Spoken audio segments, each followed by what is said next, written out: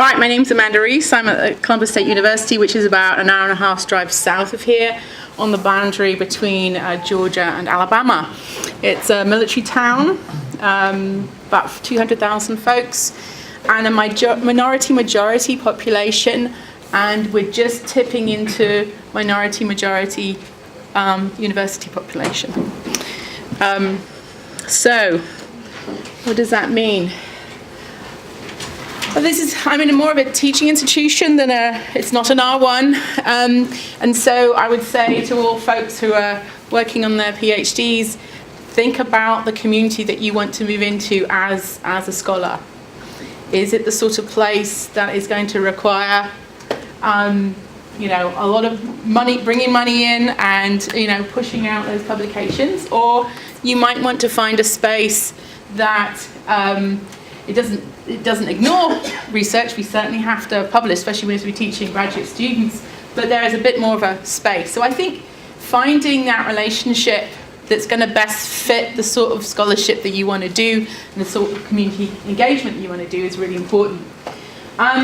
Think about your students as a community. All community geography projects happen within the classroom because we are teaching oriented. So my institution is very happy with that, and I'll tell you why in a little bit. We are a no-cost activity. We aren't given any money. What we have is just like a room with some equipment, and that's about it. So I set up the Columbus Community Geography Center, inspired by Janelle's efforts in Syracuse. We leveraged a grant to bring her down a decade ago, and we're going to be celebrating our 10 years as a centre this year. Students in your classroom, definitely think about them as a community, what their needs are, what their capabilities are. They'll be different, that's important. Think about your program students. For me, I'm a service person. I started the geography minor. I'm there to teach middle grades and high school social studies folks. And so what I'm doing is I'm finding projects and engaging with community projects or community partners that will best help those students engage meaningfully with their community and their students in that community, right, in their classrooms. College and administrations, both, we talk about scales in geography, but also ecosystems, and they're very different, and you want to be aware of what their expectations are and what their, when they come out with their strategic plans, how you fit into that. And then we partner with organizations and individuals, usually often people approach us now after 10 years, but often I'm going to community partners that I know and say, hey, you've got some things that you need to do. We try and make everything semester length, but that's never the case in terms of my commitment to what I'm doing. So no direct funds. We do have a grant office that may help us if we are occasionally looking for something specific. We have a dedicated space which makes us feel like we're on the map, if nobody else. Leveraging institutional resources are really important. We don't get any money directly, so what do we do? Because community geography is committed to public scholarship, we leverage the library, and we have an e-press for the Community Geography Centre, and all our students are co-authors on our semester reports. And we have created a citation system which includes our community partners. And nicely, if you're looking for some numbers, metrics, which we are, we still need to understand impact. There's some interesting metric measures that you can start to develop in terms of how many people are looking at what you're doing, how many people are opening it up. So there's ways of adding a little assessment there. We really leverage the people in the archives. A lot of our work is digital humanities. And so we leverage the folks that are in there. I'm always looking for people to play with. Who people open and engaged and creative, who want to play. So I like keeping focus on that.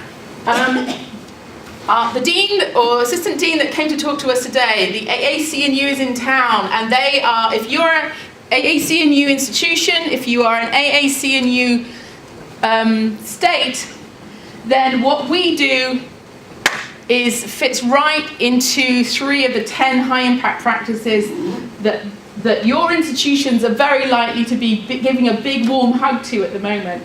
So the other things about institutions, you've got to know how they play, what they value, and then leverage resources, right, to make what you're doing better. So I'm not saying I'm in a warm and fuzzy place. I would say my institution is somewhat indifferent to what we do, but that's a place that it's not a bad place to be. So those 3 things: undergrad research, community-based research, and collaborative assignments, and collaborative research. And I think, at least in my classes, those things are happening. And those understood as high impact practices will get our students to be more successful, graduate, in all the ways that you're funded. If folks understand how their institutions are funded, retention, and graduation are really important assessments. In our geography program, there was nothing when I got there. I started a minor. I was able to hire someone about 4 or 5 years later, and we started a GIS certificate. For my institution, what we've been able to do is to raise the number of, is that what, 1 more? 2 more minutes, okay.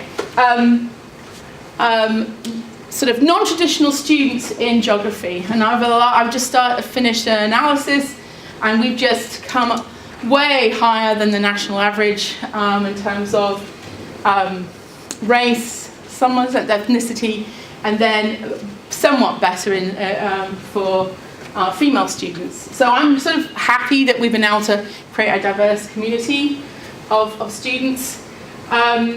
So a decade ago we changed to try and engage the students that we weren't when I started the program, because a few years in I could see the writing on the wall. It wasn't embracing the people broadly on our campus. So we've been able to change that. What I'd say here for Faculty Centre, and I've not stopped talking about pedagogy all morning. When I do community activity, my students aren't usually ready to engage with partners very well. So in my core classes, I completely flip them. I use what they call team-based learning. And for me, what that does is it makes my students respect each other around a table, because they have to work together for 15 weeks.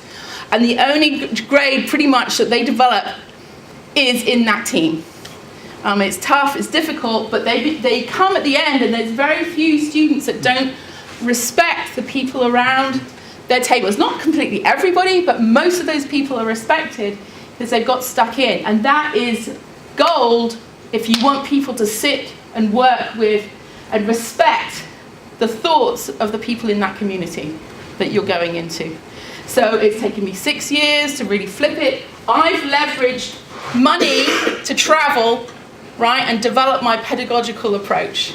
And that's been a significant commitment. But I'm in an institution that focuses on teaching, and I can leverage that to help that, right, to help me do that better, to help my students be prepared better. So this is a weird bloody hodgepodge, right, of different ways of thinking about your institution and communities. As I say, it's sort of indifferent, but I can leverage and engage in certain spaces, right, to get the things I need to do the work that I want to do. So with that, that's good, I think. Thank you.